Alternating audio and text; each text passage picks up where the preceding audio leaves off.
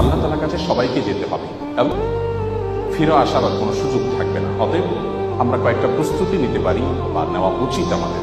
Number 1, আমার ইমানটাকে একটু পরখ করা, যে আমার ইমানটা আসলে ঠিক আছে কিনা, আমার বিশ্বাসটা, আমার ফেথটা ঠিক আছে কিনা, কোনো ত্রুটি আছে কিনা, এটাকে নিয়মিত কারেকশন করা, বিশ্বাসটাকে, ইমানটাকে ঠিক করা। নাম্বার 2, ভালো কাজ দিয়ে গোটা জীবনকে সাজাবার চেষ্টা করা, যে আমার প্রতিটি কাজ হয় ভালো নয় মন্দ, হয় নেকামল হিসেবে গণ্য হবে না বদামল হিসেবে গণ্য হবে।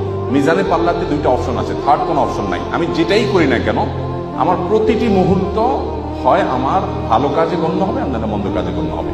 অতএব এই বিবেচনাটা সবসময় করে হিসেব করে চলা। নাম্বার 3, সবসময় তওবা করতে থাকা। আমরা মানুষ ভুল হতেই পারে, অতএব প্রতিনিয়ত তওবা করে করে কারেকশন করে নতুন করে পথ চলা শুরু করা।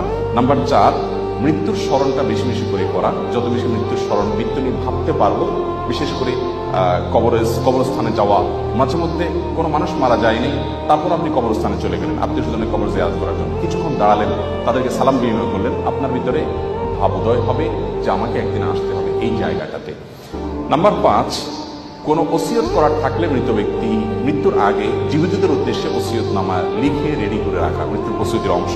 এবং সেটা একজন মানুষ তরুণ বয়স থেকে, যুবক বয়স থেকেই করতে পারেন, কোনো অসুবিধা নেই।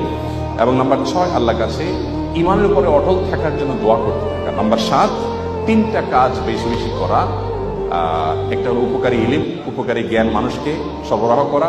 দ্বিতীয় হলো সদকা জারিয়া, যেটার দানের স্থায়িত্ব থাকে। আর তৃতীয়ত হলো নেক সন্তান, ভালো সন্তান রেখে যাওয়া। এগুলো আমরা জীবিত থাকতে নিজেদের জন্য আমরা করে যাব এবং প্রস্তুতির অংশ হিসাবে করব। আর মৃত ব্যক্তির জন্য আমরা দোয়া করব, দান করব, বিশেষ করে সদকা জারিয়া।